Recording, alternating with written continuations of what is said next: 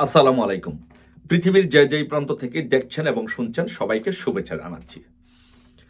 আজকে আলোচনা করব যেসব আজকে যে বিষয়টি নিয়ে আলোচনা করব সেটি হচ্ছে বর্তমান যে রাজনৈতিক প্রেক্ষাপট বিরাজ করছে সেই প্রেক্ষাপট থেকে আমরা স্পষ্টতই দেখতে পাচ্ছি যে আওয়ামী লীগের জন্য একটি ঐতিহাসিক বিজয় অপেক্ষা করছে। 111-এর মতো 111-এ যেমন আওয়ামী লীগকে নিঃশেষ করে দেওয়ার চেষ্টা হয়েছিল, নেত্রীকে জেলে নেওয়া হয়েছিল, সেই সকল প্রতিকূলতা পেরিয়ে যেমন আওয়ামী লীগ 2008 সালে নির্বাচনে ল্যান্ডস্লাইড ভিক্টোরি নিয়ে মাননীয় প্রধানমন্ত্রী হয়েছিলেন, ঠিক একইভাবে এইবারও এরকম একটি ঐতিহাসিক বিজয় বাংলাদেশ আওয়ামী লীগের জন্য অপেক্ষা করছে। আসুন একটু ব্যাকগ্রাউন্ডটা একটু দেখি যে 111-এ কি হয়েছিল, 111 নিয়ে একটু কথা বলি, তারপরে কিভাবে আমরা বলতে পারি নির্দ্বিধায় স্পষ্ট বলতে পারি যে বাংলাদেশের জন্য একটি ঐতিহাসিক বিজয় কিভাবে অপেক্ষা করছে বাংলাদেশ আওয়ামী লীগের জন্য। 111-এ যে ঘটনাটি ঘটেছিল, প্রথম যদি বলি যে 111-এ প্রথম বঙ্গবন্ধু কন্যা শেখ হাসিনা যখন লন্ডনে ছিলেন তখন তাকে বাংলাদেশে যেতে নিষেধ করা হয়েছিল। বাংলাদেশে যখন প্রথম যেতে নিষেধ করা হয়েছিল, বিবিসিতে যখন সংবাদ আসলো, সংবাদ আসার সাথে সাথে আমরা 9 জন শাহবাগের যে ফুলের দোকান, এই দোকানগুলো থেকে তাৎক্ষণিকভাবে ঢাকা বিশ্ববিদ্যালয়ের 9 জন আমরা মিছিল করেছিলাম, প্রতিবাদ করেছিলাম। মাত্র 9 জন, দেখেন পরিস্থিতি খুবই ভয়াবহ পরিস্থিতি ছিল। তারপরে নেত্রী বলেছেন যে আমি বাংলাদেশে যেতে চাই, আমার মাটিতে যেতে চাই, আমি এই দেশের জনগণকে ভালোবাসি, আমি এই দেশের জনগণ ছাড়া থাকতে পারবো না। তারপরে নেত্রী সকল বাধা উপেক্ষা করে উনি বাংলাদেশে যান। বাংলাদেশে যাওয়ার পরে 2007 সালের জুলাই মাসে মাননীয় প্রধানমন্ত্রীকে, তৎকালীন বিরোধী দলের নেত্রী শেখ হাসিনাকে গ্রেপ্তার করা হয়।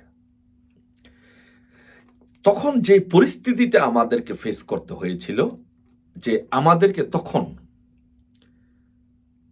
মোটামুটি 3টি শক্তির বিরুদ্ধে আমাদেরকে লড়াই করতে হয়েছিল। 3টি বাধা আমাদের সামনে ছিল। নাম্বার 1 বাধা হচ্ছে যেটা, যে তখন আমাদের যে মঈনুদ্দিন ফখরুদ্দিনের যে সরকার ছিল, সেই সরকারের বিরুদ্ধে আমাদের ধারাবাহিক আন্দোলন করতে হয়েছিল। তারপরে যে বিষয়টি ছিল, এই ফখরুদ্দিন সরকার ব্যতীত সংস্কারপন্থী একটা গ্রুপ ছিল। এই যারা এই সংস্কারপন্থী ছিল, এই যে দেখেন এই গ্রুপটা, এরা যারা এখানে ছিল, দুঃখিত তাদের এখানে না ইয়াটা প্রকাশ করার জন্য, তারা এখন সবাই আওয়ামী লীগ করে, বাট তখন এরা সংস্কারপন্থী গ্রুপ নামে পরিচিত ছিল, তাদেরকেও আমাদের ফেস করতে হচ্ছে। আমি আপনাদেরকে একটি বিষয় বলি, যে 3টি বিষয়ের বাংলাদেশে তখন বাংলাদেশ আওয়ামী লীগ প্রবলেম ফেস করত, স্ট্রাগল করতে হয়েছে যে 3টি বিষয়ের বিরুদ্ধে, সেটি হয়েছিল মঈনুদ্দিন ফখরুদ্দিন সরকার, সংস্কারপন্থী গ্রুপ, এবং আরেকটা বাধা ছিল মাননীয় প্রধানমন্ত্রী বঙ্গবন্ধু কন্যা শেখ হাসিনা তখন জেলে ছিলেন। এই 3টা বড় বাধা ছিল। তখন আমরা দেখেন, এই যে আমি একটা ছবি দেই, যে দেখেন এই যে ছবিটা, এটা মিছিলের ছবি, কলাভবনের ছবি। এই যে কলাভবনের ছবি হচ্ছে লাল বৃত্ত, মাঝখানে যেটা দেখছেন সেটা আমি, আমার নেতৃত্বে এই মিছিলটা হয়েছিল, এবং অন্যান্য নেতৃবৃন্দ ছিল, তারাও নেতৃত্ব দিয়েছে। এই যে মিছিলটা আমরা করেছি, এই মিছিলটা করা আমাদের জন্য এত সহজ ছিল না, অনেক কঠিন ছিল। আমরা এই মিছিলটা একদিক দিয়ে করেছি, একটু পরে সংস্কারপন্থীরা আবার তাদের ছেলেবেলে দিয়ে মিছিল করিয়েছিল। আমাদেরকে এই প্রতিকূল পরিস্থিতি ফেস করে তখনকার আন্দোলন সংগ্রাম করতে হয়েছে। এই যে আপনাদেরকে আরেকটা মিছিল দেখাই, যে এই মিছিলটা, এই যে দেখেন শেখ হাসিনার মুক্তি চাই, কালো কাপড় বেঁধে এখানে আসেন, আপনারা সবাই তাদেরকে চিনেন। আমরা এই মিছিলটা করেছি কার্জন হলে। আবার এই দিক দিয়ে আমাদের বিপক্ষে আবার সংস্কারপন্থীরাও মিছিল করেছিল। আমাদের মিছিল, আমাদের সংগ্রাম, আন্দোলনটা 111-এ অত সহজ ছিল না, অনেক কঠিন ছিল। 3টা বললাম তো, 3টা শক্তি, মঈনুদ্দিন ফখরুদ্দিন সরকার, সংস্কারপন্থী, তারপর আবার নেত্রী জেলে ছিল।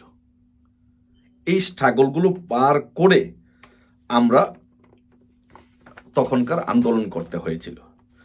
তখন দীর্ঘ এই আন্দোলন সংগ্রাম করে, দীর্ঘ আন্দোলন সংগ্রামের মাধ্যমে, এই যে আমরা বললাম প্রথম যে আমরা মিছিল করেছি শাহবাগে ফুলের দোকানে 9 জন, 9 জন থেকে তারপরে এই বড় মিছিলগুলো হচ্ছে, তারপরে এই বড় মিছিলগুলো হয়েছিল, এই মানুষ আস্তে আস্তে বাড়া শুরু করেছিল। তারপরে দীর্ঘ সময় পরে আমাদের এই আন্দোলনের ফলে দীর্ঘ 11 মাস কারাবরণ করার পরে 2008 সালের 11ই জুন নেত্রী মুক্তি পান। সো তখন চিন্তা করে দেখেন যে আমাদের যে এই যে মিছিলগুলো ছিল এত সহজ ছিল না, এবং সবচেয়ে বড় কথা যে আমাদের 3টা গ্রুপের 3টা শক্তির বিরুদ্ধে আমাদের এই কঠিন লড়াই করতে হয়েছে। এই 3টা শক্তির বিরুদ্ধে আমাদেরকে কঠিন আন্দোলন করতে হয়েছে, অনেক ত্যাগ স্বীকার করতে হয়েছে। তারপরে দীর্ঘ এই আন্দোলন শেষে মাননীয় প্রধানমন্ত্রী শেখ হাসিনা মুক্তি পান এবং নির্বাচন হয়। সেই নির্বাচনে আওয়ামী লীগ ল্যান্ডস্লাইড ভিক্টোরি নিয়ে ক্ষমতায় আসে। তখন আরেক সবচেয়ে বড় বিষয় ছিল আমাদেরকে শুধু কিন্তু পুলিশ আর্মি দৌড়াইতো না, মাঝে মাঝে সংস্কারপন্থীরা আমাদেরকে দৌড়াইতে পারে নাই, মানে আমি বুঝাইতে চাচ্ছি যে তাদের সেই বাধা বিপত্তিও আমাদের অতিক্রম করতে হয়েছে তৎকালীন সময় 111-এ। এখন যে প্লাস পয়েন্টটা, এখন হচ্ছে আমাদের প্লাস পয়েন্টগুলো দেখেন। আমি মনে করি কেন যে ল্যান্ডস্লাইড ভিক্টোরি আমাদের জন্য অপেক্ষা করছে, যে এখন যে আমাদের সুবিধা যেটা হচ্ছে, দেখেন সবচেয়ে বড় যে সুবিধা সেটি হচ্ছে যে নেত্রী বাহিরে আছেন, নেত্রী সমস্ত নেতা কর্মীদের সাথে যোগাযোগ করতে পারছেন, এটা হচ্ছে সবচেয়ে প্লাস পয়েন্ট। আর দ্বিতীয় হচ্ছে নেত্রী বাহিরে থাকার কারণে, সমস্ত নেতা কর্মীদের সাথে যোগাযোগ করতে পারার কারণে এখন কোনো বাংলাদেশে আওয়ামী লীগের কোনো সংস্কারপন্থী কোনো গ্রুপ বা নেত্রীর বিরুদ্ধে কোনো গ্রুপ বা আওয়ামী লীগের বিরুদ্ধে কোনো গ্রুপ নাই। তার মানে হচ্ছে আওয়ামী লীগ ঐক্যবদ্ধ। এখন একটি বিষয় আপনি বলেন যে আওয়ামী লীগ যখন ঐক্যবদ্ধ, তখন এই বাংলাদেশে এই পৃথিবীতে এই বা আওয়ামী লীগকে দাবিয়ে রাখার মতো শক্তি সামর্থ্য কারণেই ঐক্যবদ্ধ আওয়ামী লীগকে কেউ হারাতে পারে না।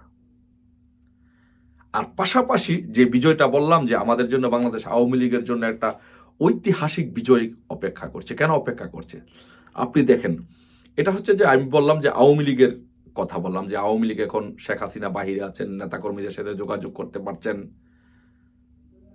আওয়ামী লীগ ঐক্যবদ্ধ, সংস্কারপন্থী নাই, এটা হচ্ছে আওয়ামী লীগের পার্ট।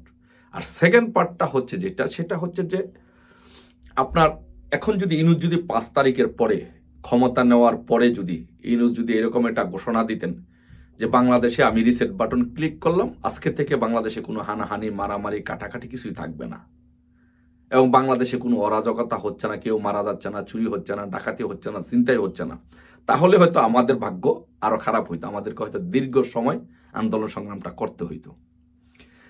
বাট এখন আপনার ইনুসের অপকর্মের ফলে, ইনুস এত অপকর্ম করছে, এত অপকর্ম করে যাচ্ছে, যার ফলে বাংলাদেশের মানুষ, প্রত্যেকটি মানুষ আজকে শেখ হাসিনাকে ফিল করছে, আওয়ামী লীগ শাসনামলকে ফিল করছে।